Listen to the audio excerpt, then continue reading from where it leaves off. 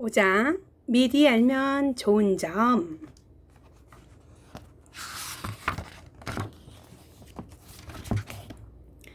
책을 사는 게 좋을까? 빌리는 게 좋을까? 결론부터 말하면 둘 다 좋아. 용돈이 좀 넉넉하다면 사고, 그렇지 않으면 빌려서 봐도 괜찮아. 만약 책을 산다면 자기가 모은 용돈으로 사봐. 자기 돈으로 산 책은 결국은 읽게 마련이거든. 책을 살면 좋은 점 또 하나는 책을 두고두고 읽을 수 있다는 거야. 책은 반복해서 읽을수록 좋잖아. 물론 도서관에서 빌린 책도 여러 번 읽을 수는 있지만 정해진 기간이 있어서 쉽지는 않지.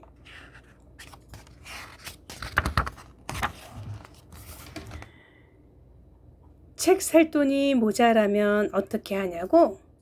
책을 모두 사서 읽어야 하는 건 아니야. 몇 번이고 다시 읽고 싶은 책만 사는 것도 좋은 방법이야. 도서관에서 책을 빌려보다가 그 책을 두고두고 보고 싶다는 생각이 들면 제목을 메모해도, 그러다 그 책을 꼭 사야겠다는 생각이 들면 서점에 가는 거지.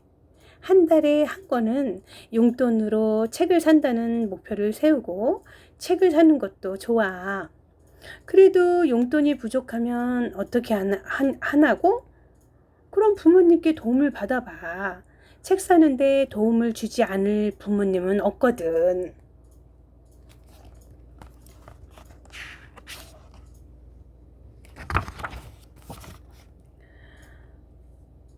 책장 정리는 어떻게 하면 좋을까? 책장에 꽂힌 책을 살펴봐. 앞부분만 읽은 책도 있고 한 번도 펼쳐보지 않은 책도 있을 거야. 물론 끝까지 읽은 책도 있겠지. 끝까지 읽은 책과 그렇지 않은 책이 섞여 있다면 책장 정리를 해. 책장 정리는 독서 계획을 세우는 첫 번째 단계라고 할 수 있어.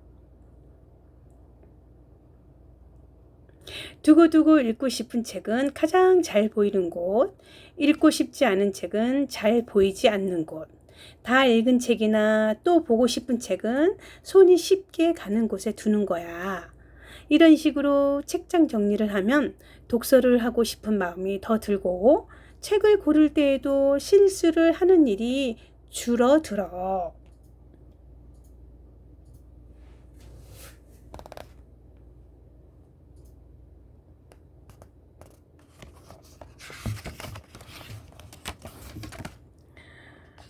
만약 책장이 넘치면 어떻게 해야 할까?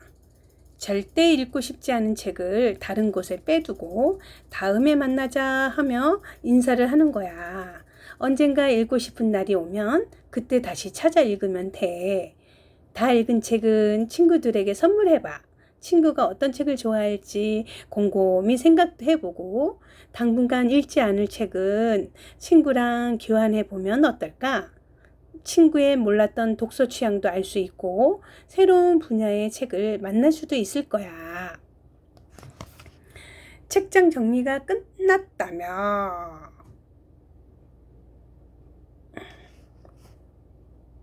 읽고 싶은 책은 적어도 일주일에 한 권씩은 꺼내보자. 새 책을 사면 책장의 책은 산 만큼 빼는 게 좋아. 읽어야 할 책이 너무 많으면 정작 재미있는 책조차도 읽고 싶지 않을 수도 있거든. 제 아무리 맛있는 음식도 적당히 먹어야 맛있는 법이지. 책장 정리는 1년에 한 번씩 하는 게 좋아. 내가 얼마나 독서를 많이 했는지, 내가 어떤 책을 더 좋아하게 됐는지 알아보는 시간을 갖게 될 거야. 다른 곳에 보관된 책이 잘 있는지 궁금한 날이 오면 그 책을 찾아봐. 위 4가지 규칙을 잘 지키며 3년 정도 습관을 들이다 보면 책장의 책을 모두 다 읽게 될 거야.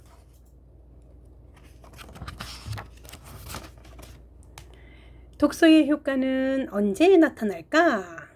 독서의 효과는 벼락치기 공부처럼 당장에 나타나지 않아. 단 며칠 만에 수십 권의 책을 읽었다고 하더라도 바로 머리가 좋아질 수도 공부를 잘하게 될 수도 없단다. 빠르면 6개월 뒤, 길게는 2년이 넘을 수도 있어. 그러니 효과가 눈앞에 나타나지 않는다고 속상해하지 마. 모든 건 시간이 해결해 줄 거야. 독서의 효과를 되도록 빨리 보고 싶으면 어떻게 해야 하냐고?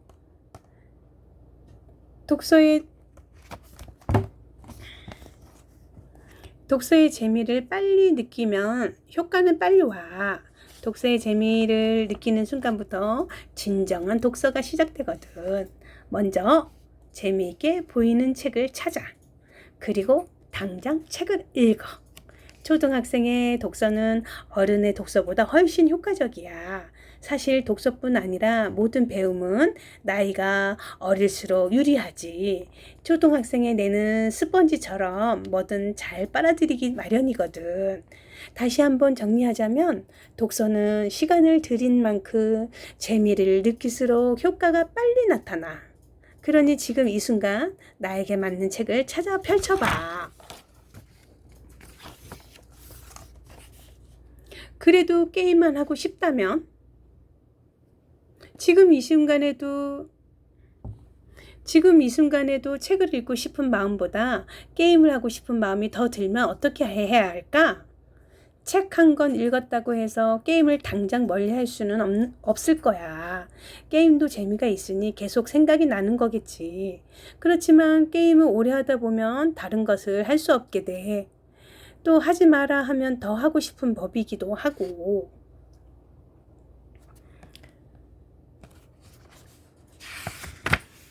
게임은 스트레스를 풀거나 잠깐의 휴식을 취하고 싶을 때만 찾는 거야.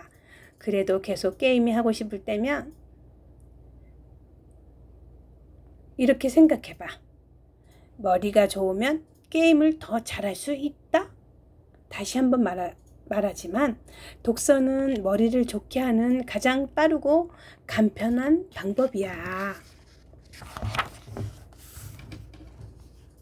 게임은 막무가내로 버튼만 누른다고 이기는 게 아니잖아.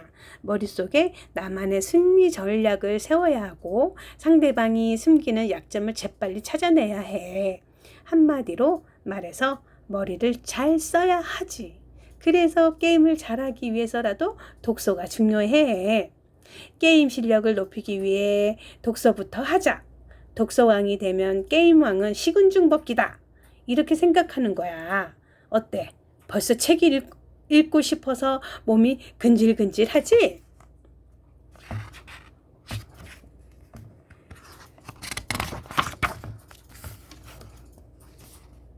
6장 독서왕들의 이야기.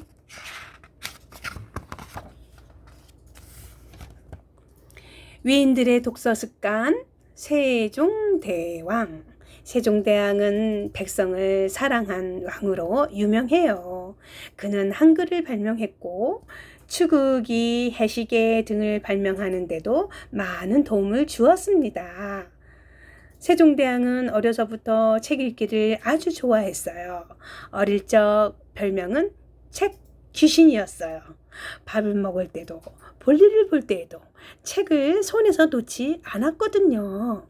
세종대왕의 아버지인 태종은 그런 아들을 보며 이렇게 걱정했다고 해요. 비가 오나 눈이 오나 바람이 부나 글만 읽는 내 아들 병이 날까 걱정되는구나. 그렇게 하루 종일 독서만 하던 세종대왕은 결국 허리에 병이 생겨 버렸어요. 그런데도 세종대왕은 독서를 포기하지 않았어요. 하루는 세종대왕이 밥상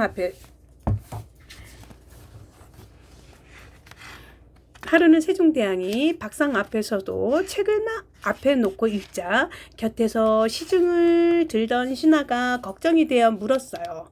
전하, 책이 그렇게도 좋으십니까? 그렇다. 책이 밥보다 좋다.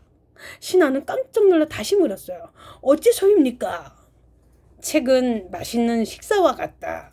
책마다 맛이 다르고 또 책을 읽으면 기분이 좋아진다. 어려서부터 책을 좋아한 세종대왕은 평생 10권의 책을 읽었다고 해요. 정말 독서를 많이 한 독서왕이었죠. 세종대왕은 비교적 젊은 나이인 22세의 왕이 되었지만 그 누구보다 훌륭하게 나라를 다스렸어요. 그를 훌륭한 왕으로 만든 건 바로 독서였다고 할 수 있어요. 수많은 독서를 통해 먼 미래를 내다보는 지혜를 얻고 나라와 백성에게 꼭 필요한 것이 무엇인지도 알 수 있었지요. 위인들의 독서 습관. 에디슨은 발명가였어요. 백열전구, 영화 촬영기 등 1000여 개가 넘는 발명품을 세상에 내놓았답니다. 이런 발명왕 에디슨의 어린 시절은 호기심으로 가득했어요. 하루는 병아리가 알에서 어떻게 깨어나는지가 너무 궁금해 직접 달걀을 품어보기도 했거든요. 에디슨은 수업 시간에도 궁금한 점이 너무 많아 질문 폭탄을 쏟아냈어요. 선생님, 사람은 어떻게 태어나요? 목소리는 왜 사람마다 다른 거죠? 하품하는 이유는 뭐예요? 결국 선생님은 에디슨을 향해 소리쳤어요. 에디슨, 그만! 넌 멍청한 질문만 하는구나. 그러고는 학교에서 쫓아냈어요.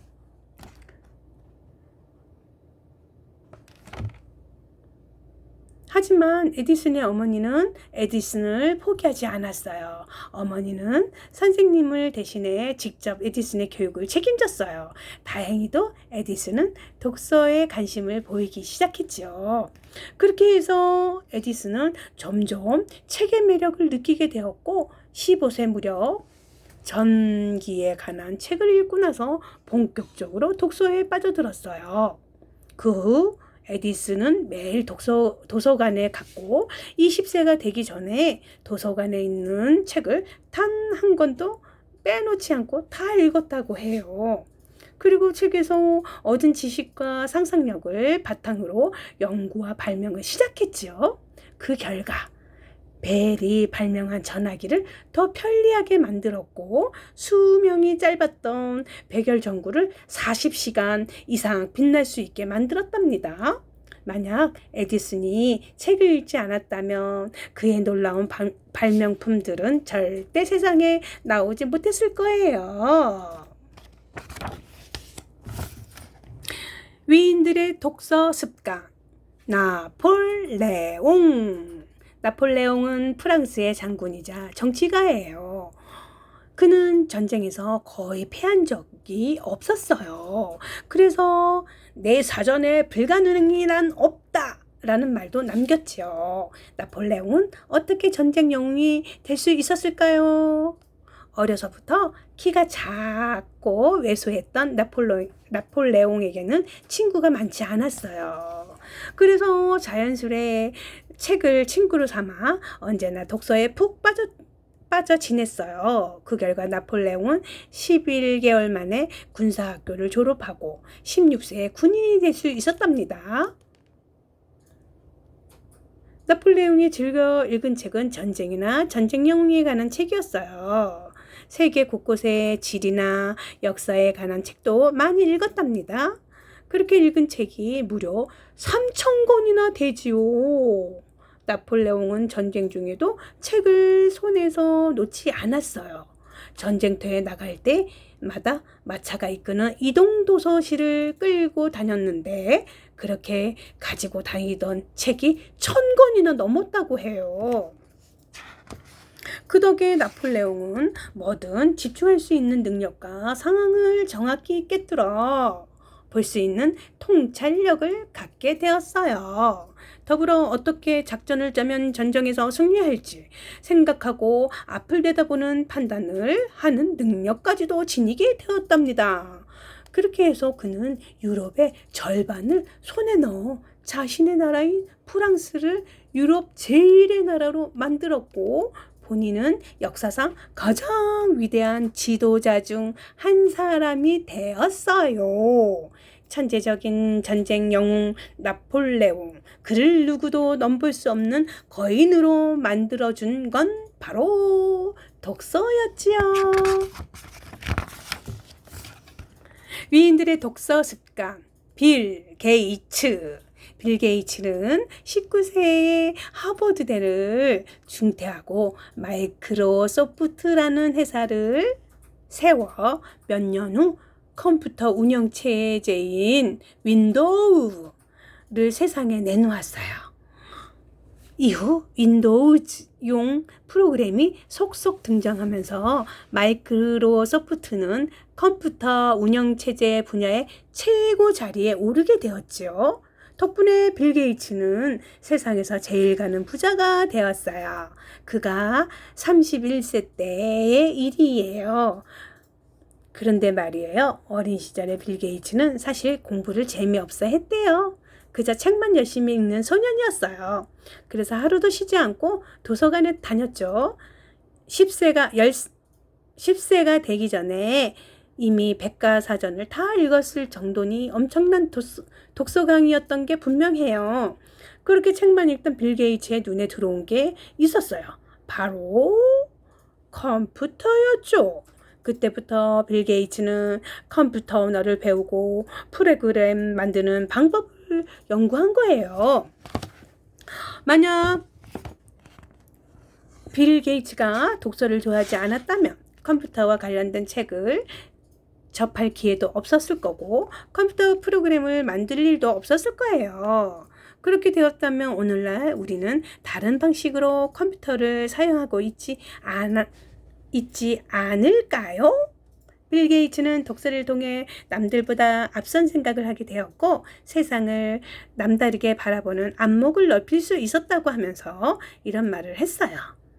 오늘날의 나를 만든 것은 우리 마을 도서관이다. 하버드대 졸업장보다 소중한 것이 독서하는 습관이다.